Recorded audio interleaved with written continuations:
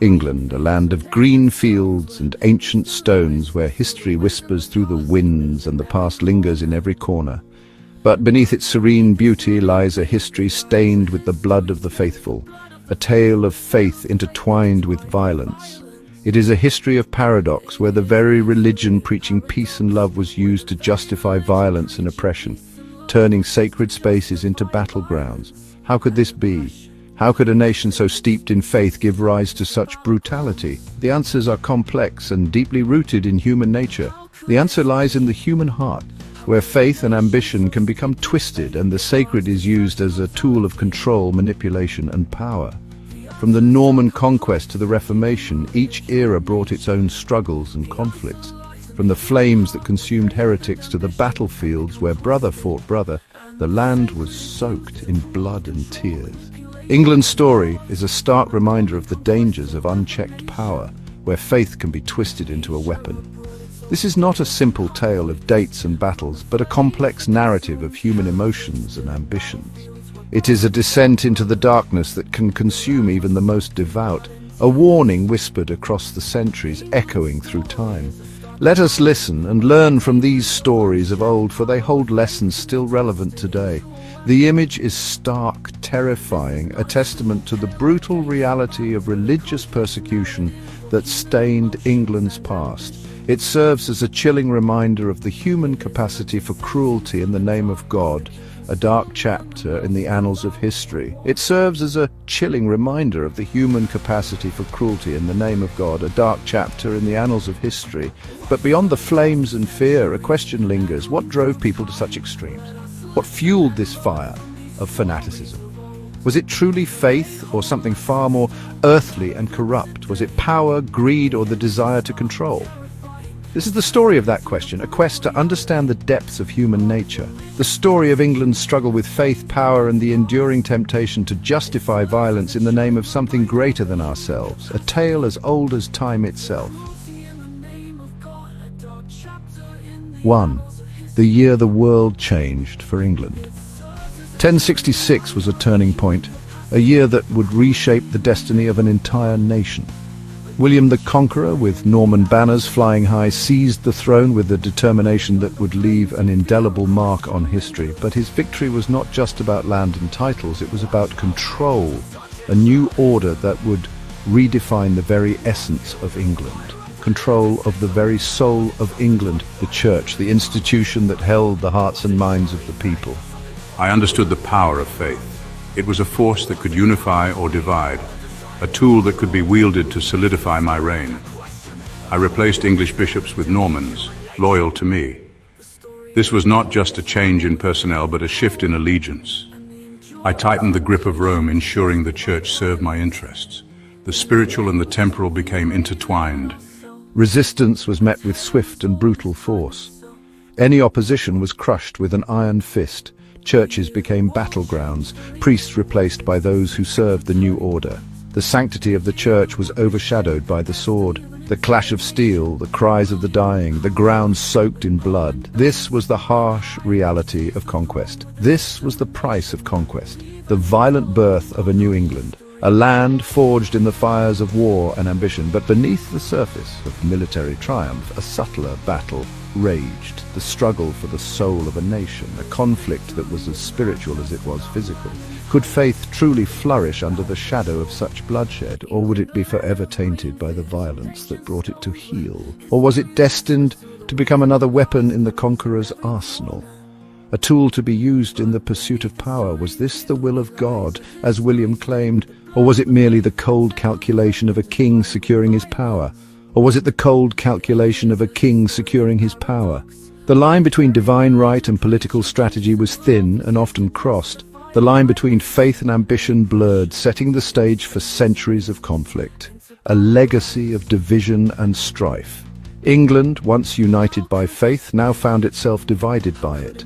The conquest had left a deep and lasting scar on the nation's soul. The 14th century, England, under the yoke of a powerful church, saw a flicker of defiance ignite.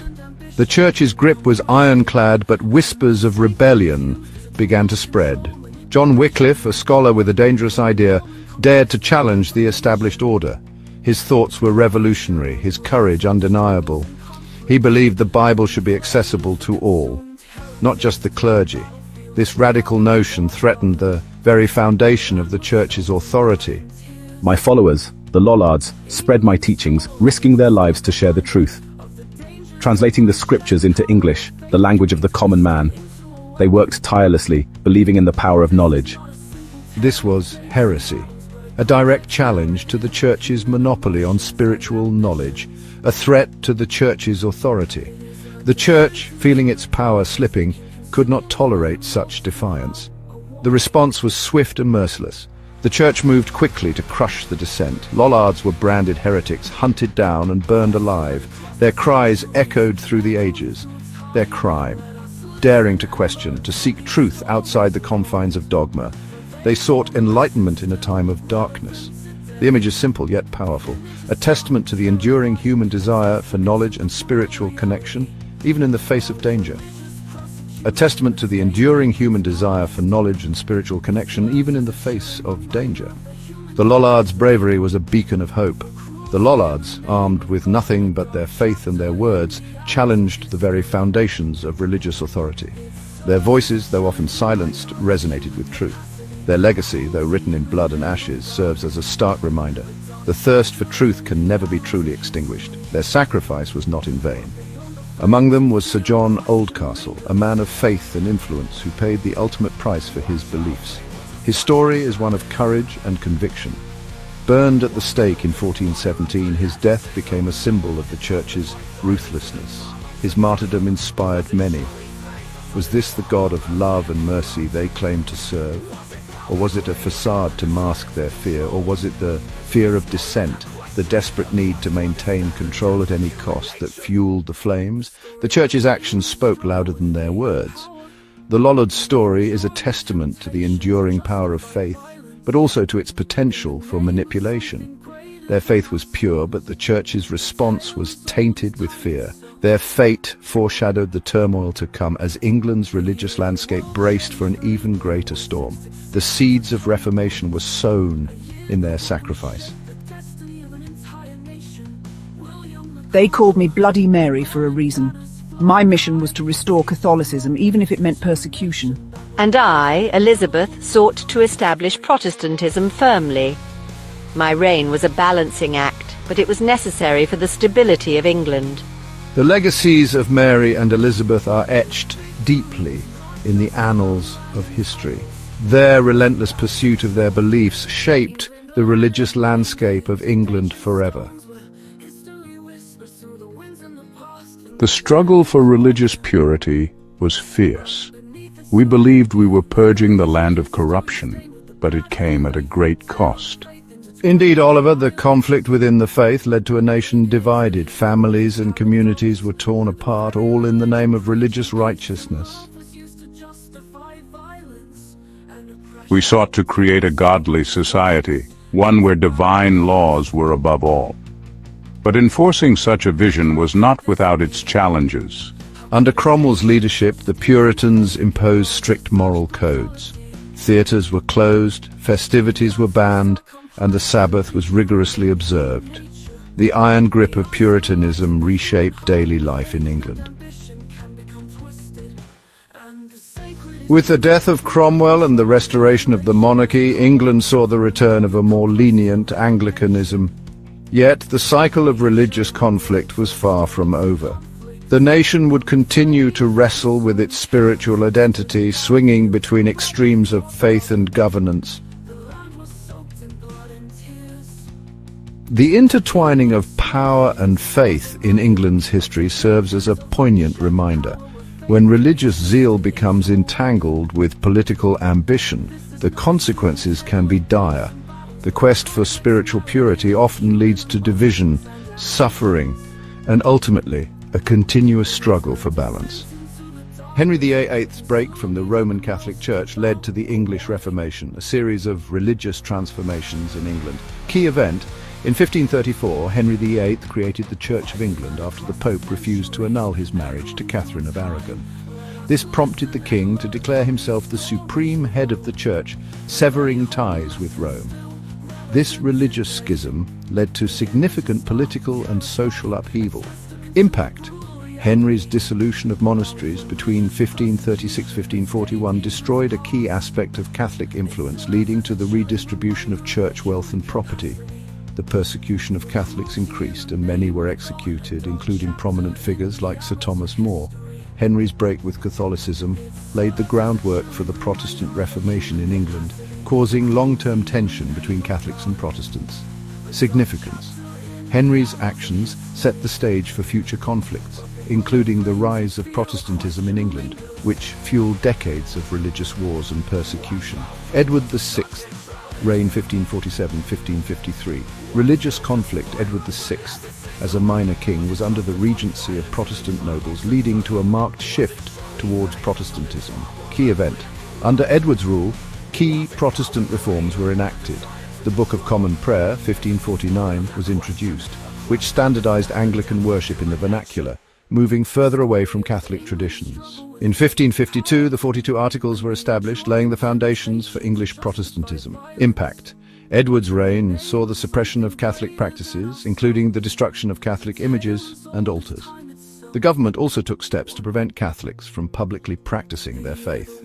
One of the notable uprisings during this period was the Prayer Book Rebellion, 1549, in which Protestants and Catholics clashed over religious reforms. Significance: Edward's reforms solidified the Protestant identity of the Church of England, but his untimely death at 15 left the country in a precarious religious position, which was soon reversed by his Catholic half-sister Mary. Mary Dunn, reign 1553–1558. Religious conflict: Mary Vert, a devout Catholic, sought to restore Roman Catholicism in England after her father Henry VIII's break with the Church. Key event: upon ascending the throne, Mary reversed her father's religious policies, restoring papal authority and seeking to re-establish Catholicism. She married Philip II of Spain, which further aligned England with Catholic Spain, heightening Protestant fears. Her reign became infamous for the persecution of Protestants, resulting in the execution of nearly 300 Protestants by burning at the stake, earning her the epithet Bloody Mary. Impact: her persecution of Protestants, including prominent religious figures, exacerbated religious divisions and led to widespread Protestant exodus to the continent. However, her attempt to revive Catholicism was short-lived, and after her death, Protestantism was re-established under Elizabeth I. Significance: Mary's reign symbolized the volatile religious shifts in England as her efforts to restore Catholicism ultimately failed, and Protestantism became even more firmly entrenched in English society. Elizabeth I, reign 1558–1603. Religious conflict: Elizabeth I navigated the ongoing religious divide between Catholics and Protestants with a policy of relative religious tolerance but firm Protestantism. Key event: Elizabeth's Elizabethan religious settlement, 1559, aimed to create a middle ground, affirming Protestant doctrines while allowing limited room for Catholic practices. The Act of Supremacy reaffirmed the monarch's authority as the head of the Church of England, and the Act of Uniformity established a standardized form of Protestant worship. These reforms faced fierce opposition from both Catholics and Puritans. Impact: Elizabeth's reign was marked by a series of Catholic plots to overthrow her, including the Babington Plot, 1586, which aimed to place her Catholic cousin Mary, Queen of Scots, on the throne. Her successful defeat of the Spanish Armada in 1588 solidified England's Protestant identity. Despite this, English Catholics remained marginalized and anti-Catholic sentiment increased. Significance: Elizabeth's reign cemented the Protestant nature of the Church of England and led to the suppression of Catholicism, though Catholic rebellion continued in the form of the Recusant movement and later the Gunpowder Plot. James I, reign 1603–1625. Religious conflict: James I inherited a divided religious landscape and faced significant pressure from both Puritans and Catholics. Key event: James's reign was marred by the Gunpowder Plot, 1605, a failed Catholic conspiracy to blow up Parliament and assassinate the king. This plot reflected the deep-seated resentment of Catholics toward Protestant rule. Despite this, James initially sought to accommodate Catholics, issuing the Declaration of Breda, 1603, that promised religious tolerance, though this was largely ineffectual.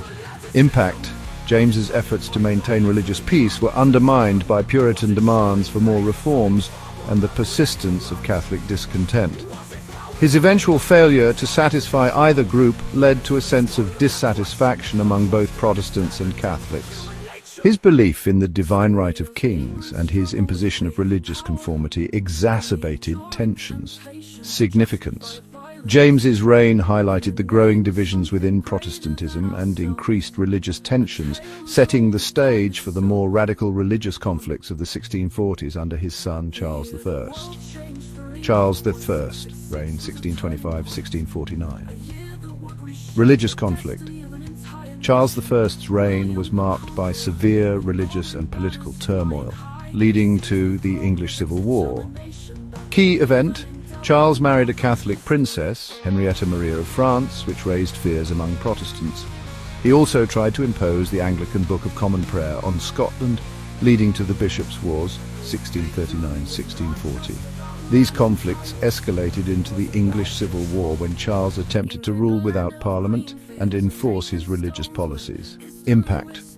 The war divided the country, with royalists, supporters of the king, largely composed of Anglicans and Catholics, while parliamentarians were primarily Puritans. Charles's defeat led to his execution in 1649, a watershed moment in English history. His death symbolized the failure of monarchical absolutism and the rise of Puritanism. Significance: Charles's policies exacerbated religious divisions and set the stage for the Puritan Commonwealth under Oliver Cromwell, who would later enact his own religious reforms. Oliver Cromwell, Lord Protector, 1653-1658. Religious conflict. Cromwell led the Puritan faction during the English Civil War and later became Lord Protector during the Commonwealth period. Key event: as a Puritan, Cromwell enforced strict Protestant moral codes and sought to suppress Catholicism and Anglicanism. He led military campaigns in Ireland, 1649 and 1650, where his forces committed brutal atrocities against Catholics, deepening the hostility between Protestants and Catholics. Impact: Cromwell's Puritan reforms were harsh and included banning celebrations like Christmas, shutting down theatres, and suppressing Catholic and Anglican practices. His reign, however, was also marked by religious tolerance for some Protestant denominations like the Quakers and Baptists. Significance: Cromwell's period marked a high point for Puritan influence in England, but his death in 1658 led to the restoration of the monarchy under Charles II. His legacy left a lasting impression on the relationship between religion and politics in England. Charles II, reign 1660-1685. Religious conflict. Charles II's reign was defined by a return to religious tension after the Puritan Commonwealth.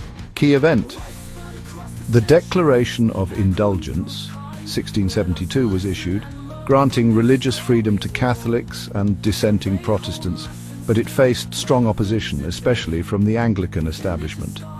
The Test Act of 1673 barred Catholics from holding public office and was enforced during his reign. Impact: despite being tolerant of Catholics privately, Charles II faced public backlash and failed to achieve a lasting religious compromise. The tension contributed to the growing fears of a Catholic monarchy, especially with his brother James II's ascension. Significance: his reign marked the uneasy coexistence of Protestantism with religious toleration, and his efforts to promote Catholicism led to increased political and religious discord. James II, reign 1685-1688. Religious conflict. James II's Catholicism was the central issue of his reign, which alienated both Anglicans and Protestants. Key event: James's open support for Catholics and his attempts to place them in powerful positions led to growing opposition. The Declaration of Indulgence, 1687, aimed to grant Catholics religious freedoms, but it was perceived as a threat to Protestant supremacy. His actions triggered the Glorious Revolution of 1688, in which James was deposed and replaced by his daughter Mary II and her husband William of Orange. Impact: the Glorious Revolution ensured Protestant dominance in England and marked the beginning of constitutional monarchy. It also led to the Bill of Rights, 1689, which explicitly barred Catholics from the throne. Significance: James's reign is remembered as a cautionary tale of religious intolerance and absolutism, leading to the permanent consolidation of Protestant rule. William III and Mary II, reign 1689-1702. Religious conflict. William III and Mary II. represented the final consolidation of Protestant rule in England after the Glorious Revolution. Key event. They passed the Bill of Rights in 1689, which solidified Protestant succession and rights, ensuring that Catholics could never again rule England. They also had to deal with the Jacobite uprisings led by supporters of James II, who sought to restore the Catholic Stuart line. Impact. The passage of the Act of Toleration, 1689, allowed Protestant dissenters, such as Puritans and Baptists, some religious freedom, though it still excluded Catholics from religious and political life. The Jacobite Rebellion of 1715 and 1745 further tested Protestant stability in Britain. Significance. Their reign marked the end of religious conflict between Catholics and Protestants in England, establishing Protestantism as the state religion and curtailing the power of the monarchy, setting the stage for modern parliamentary democracy.